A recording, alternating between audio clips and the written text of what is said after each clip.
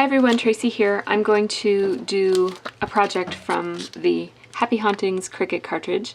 Haven't done anything with my Cricut for a while, and last year I really wanted to do this house, but I didn't have time. I might live to regret doing this project because it's really big, but I'm going to give it a shot. I've never made this house before, so I'm just going to film different steps that I'm doing, and I may very well make some mistakes along the way, so I'll learn from them, and maybe you'll learn from them too. And so I just wanted to let you guys know what I've done so far. So what I've done is I actually used my gypsy to lay out all of the pieces that need to be cut, and the haunted house, actually the 3D house, falls under it has so many parts to it that it actually falls under 2 keys. So there's 2 pages dedicated to this project. It's page 73 and 74. And so what I did was it took me 7 layers to do this. And I cut it out in both black and gray because I didn't have enough black, heavy cardstock to cut the whole thing, and I think that's okay because I'm gonna do some inking and stuff like that anyways. But anyways, just a few tips of what I found helpful for doing this is I laid it out. It's 7 inches in order to fill up the space. So what I did was I took the first, I took the biggest piece, which is layer 1. They're all on, so it's going to be hard to see. But so that piece is the biggest one, so I figured out how big that needed to be to fill up the page, and it came out to be 7 inches. Right there. 7 inches in height, right there. So then I just made everything else 7 inches from that point forward, and then I just laid everything out so that it was kind of fitting on a 12 by 12 page. So you can get more than one thing on each 12 by 12 page. In fact, most 12 by 12 pages you can fit 2 things. Maybe not the 2 things on the same key, but if you just kind of like figure it out, you can fit them all on 7 pages anyways, maybe less, but I fit them all on 7 pages. And then one of the pages is I cut in vellum, and that's 2 different cuts are cut in vellum. So there they are there. There's one of them is this set of windows, and then this is a separate set of windows. So I cut them all out. And then to help me keep track of which ones I had already cut, I started with them all with the eyeball on, and then every time I cut a layer, because I didn't cut them in order, I would turn the eyeball off, and that's kind of just my way of making sure that I've cut everything and haven't cut doubles of anything. So, because they all look kind of the same. So once they're all cut, and that took me about, well, let's see, it's 9:30 now. It took me maybe about half an hour to cut it all out and poke out all the windows and all that kind of thing. And then what I did was, as I took them off of the mat, what I did was I labeled them with Post-it notes. So this is the House B button and layer 2 and not shifted. So this is that image. And that way I just kind of like, because they all do start to look alike after a while, so they've all got Post-it notes on them saying what piece they are in case I get confused, because I'm easily confused, so I need to think ahead. So all my pieces have Post-it notes, and yeah, there's like 2 pieces go together there.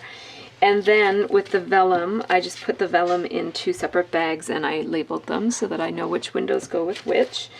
And then I had a couple of extra little bits left over, so I just called this House A Layer 2 Shift Bits. But I'm just going to try to keep track of everything like that. So what I'm going to, and I just used my paper piercer for getting all the little windows out. So what I have to do next, I'm not going to videotape me doing any of this because it's going to be completely boring, but what I'm going to do next is I have to score all these pieces, and I'm going to ink them because they're going to be easier to ink when they're flat than once they're all put together in a house shape. So I'm going to ink these, let them dry, and I'm also going to ink my vellum. Hang on. I had a sample piece of vellum that I don't have many colors of yellow, but I have this scattered straw, and so I just tested a piece of, here it is, a piece of vellum, because I'd like the windows to show through as yellow.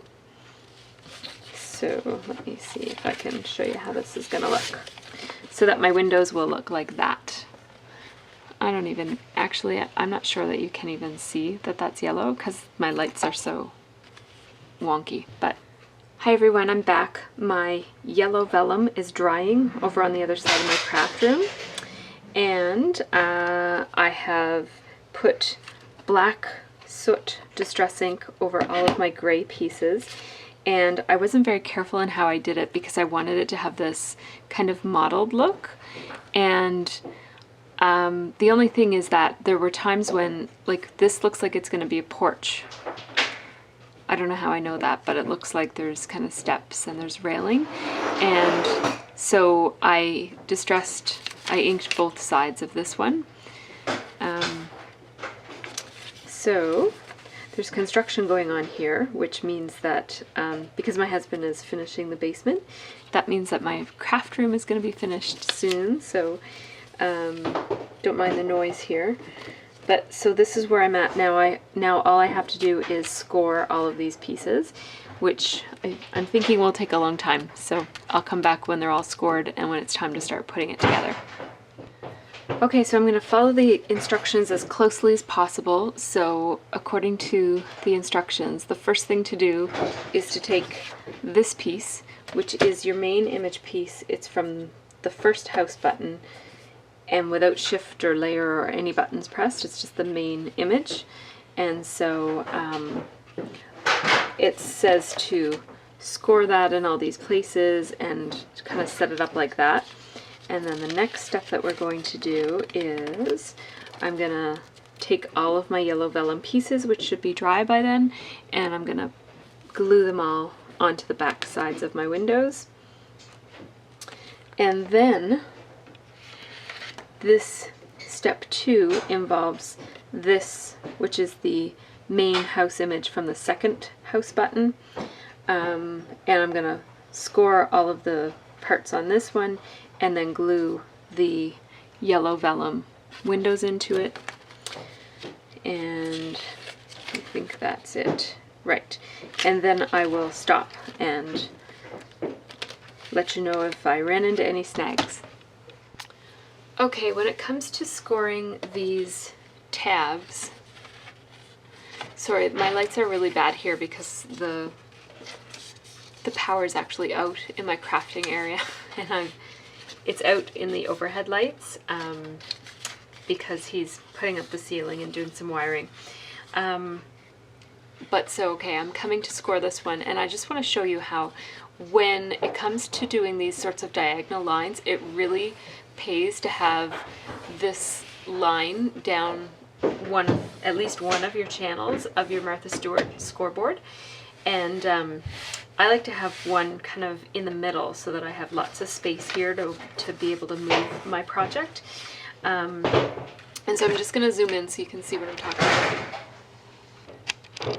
Okay, so I need to, oh, you can see that really well, that's great. I'm going to turn it there.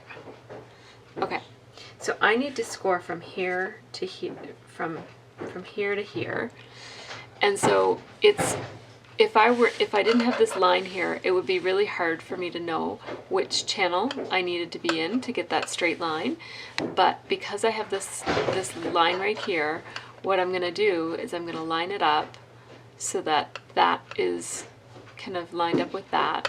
And now I just have to line up this side. See how it would have gone off the rail, or it would have been a crooked line? I'm going to move it back like that, and then I'm just going to fiddle with it. I can't do it in the video camera because it's a hard angle for me, but I'm going to fiddle with it here until this, and I'm just going to move it over a tiny bit. Okay, so now when I go to score this, it's going to be exactly where I need it to be.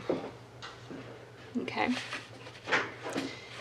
and same thing with this one. So I'll just show it one more time just so you can see. It's a little bit easier with a straight line. So I'm just lining it up with this line here, lining it up with this line here, and then, oops, just score it like that. Okay, so I'm going to do the rest of these and I'll be back.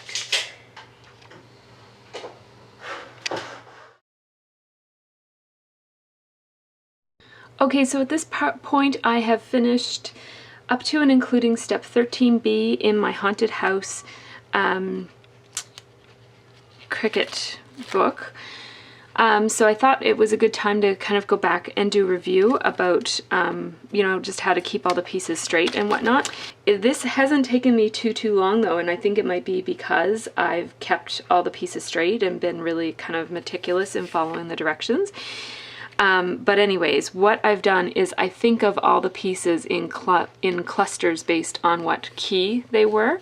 So, so this main piece here, 3D House A, I'm calling this piece House A, and this one here, 3D House B, which is the main image on the second button, I'm calling that House B.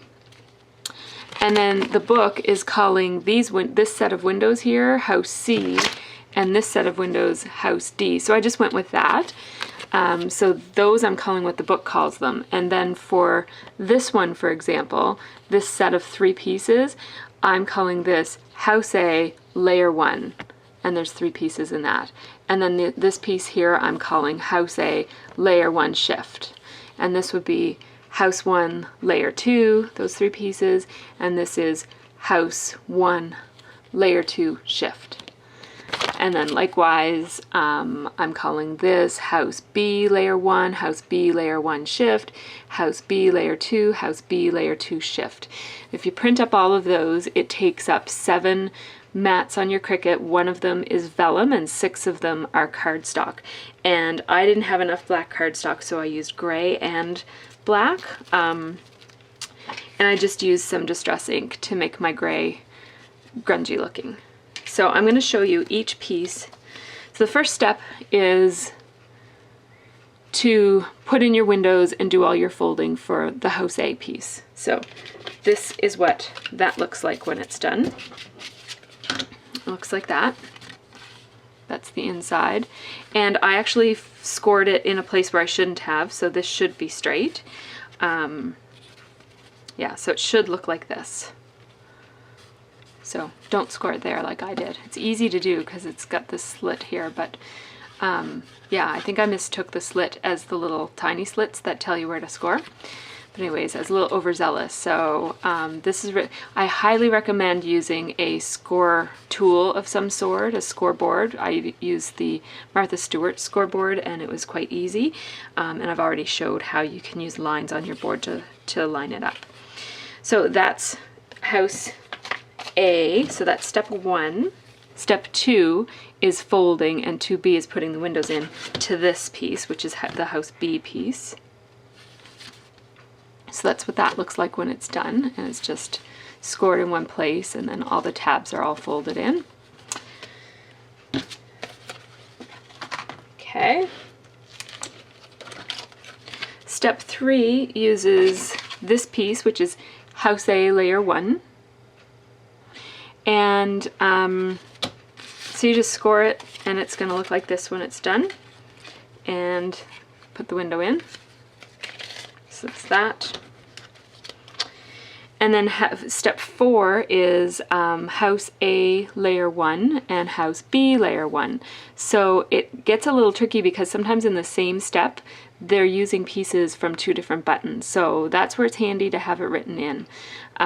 So what you end up with is this. And for this one, I actually, so 4B is putting in the vellum, and I actually didn't have a piece of this yellow vellum shaped like that, and I'm not sure why, because I cut everything, but maybe I dropped it or lost it somewhere along the way, so I just cut a piece of vellum to fit that box. Okay. So back to step 4. So that's what you get when you're done. And then the other part of step 4 is the little trap door, which is this piece right here. And I'm using Tombow multi-liquid glue, which is really, really strong for all of my joints, every tab and piece, like all of these types of pieces that I have to glue. And then the only time I'm using my 2A zig pen, which I can't put my hands on right, oh, here it is. My 2A zig pen is for putting the vellum in, because I just found it a little less messy. It goes on thinner. So I use that for the windows only. So then 4B is just putting in the windows. Step 5 uses House B layer 1 and House A layer 1. And you end up with, let me put my hands on those pieces. You end up with this and this.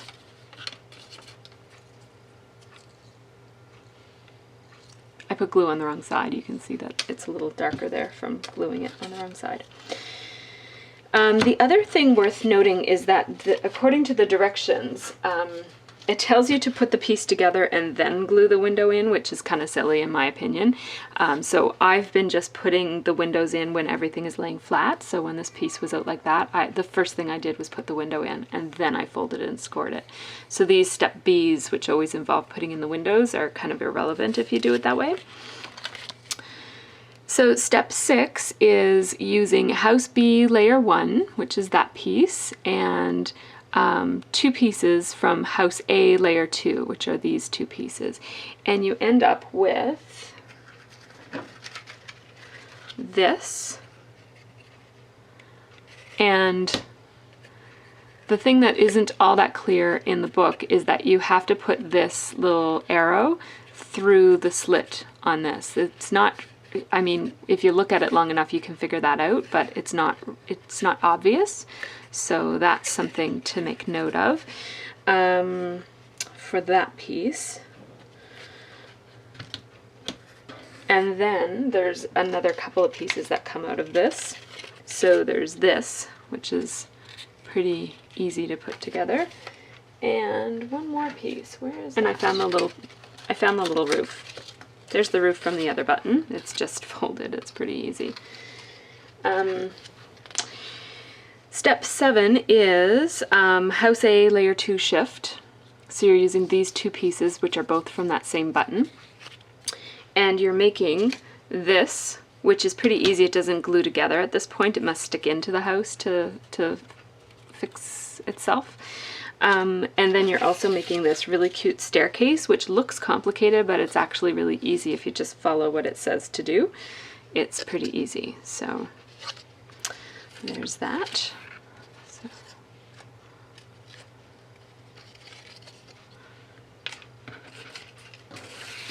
Okay. Step 8 uses House B layer 2 shift. 2 pieces from that button, that piece and that piece. And where are those? Oh yes, those pieces come together. Oh, those 2 pieces come together to make this. This should be gray because all of my pieces other than the base of the house are gray, but this, I don't know what I was thinking when I cut. This is another time when it's not really clear, but that these arrows here, I think they're fence posts, go through little tiny slits in the cardstock. So they actually poke through, and so it takes a bit of patience to get them through without making them too bent. But this also came together quite easily. This is probably one of the trickier pieces, but it still went together quite quickly and easily. So this is what it looks like when it's done. If I knew ahead of time which ones were going to be easy and which ones were going to be complicated, I would have videotaped myself making the complicated ones, even though it would have included a lot of errors, just so that people could see, but I didn't. Of course, you never know these things until they're already done. So That's step 8. Step 9 is using the piece from House 1, Layer 1 Shift. So that's this. This, I believe, is going to make the fireplace really, really easy to put together and score. And I'm thinking about taking mine apart and embossing it, because the finished product, I'm trying to put as much texture and stuff as possible, and where this is brick, I'm thinking about embossing it. And if I am able to tear it apart without mangling it too much, I probably will do that, and I'll show it if I do it. So, and put it back, or I might recut it too. I've got a bit more of this gray paper. So there's this, and just to give you the heads up that if you want some texture on your house, a fireplace is a good thing, or a chimney, I guess, is a good thing to emboss, because you can put, here's what I'm thinking about doing. I'm thinking about doing this. This is called mesh, but it almost has like a mortar and stone type of look to it, especially if it's on something that's really small scale. It looks, I don't know, it kind of has a look like it might be stones. Mortar and stones. That's the one I'm thinking about using for that. That's really the only brickish one. I don't know if somebody makes a brick embossing folder, but if they do, that would be a good one to use on that. Okay, so that's really easy to make. Step 9. Step 10 is also really, really easy to make. It uses House B Layer 1 Shift. And again, I don't know why they tell you to put it together and then put the window in. That's just so silly. And what you end up with looks like this, with the tabs on the bottom. Okay. Step 11 uses House B Layer 1 Shift, which is this piece. There's 2 of them. And I couldn't quite figure out exactly what you're supposed to do with them. From the picture, it looks like you're basically just folding them, and there are lines on them to make them fold pretty easily, so I guess that's all that you're supposed to do. It shows them together there, but I don't know. I don't think you're supposed to. I couldn't figure out a way to put them together, and I don't think you're supposed to put them together, so I didn't. Anyhow, so that's pretty easy. And then there's this big giant roof, which is House A Layer 2, which is this piece right here. So you're basically just scoring it and putting the window in, which is pretty easy.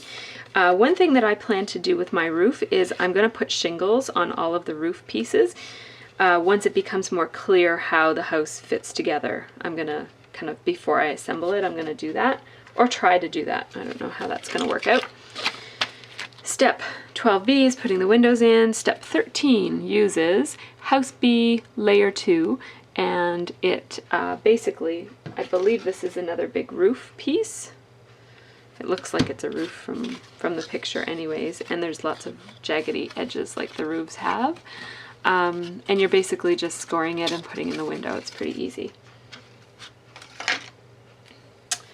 So 13, and then 13B is putting in the window. So here I am up to speed.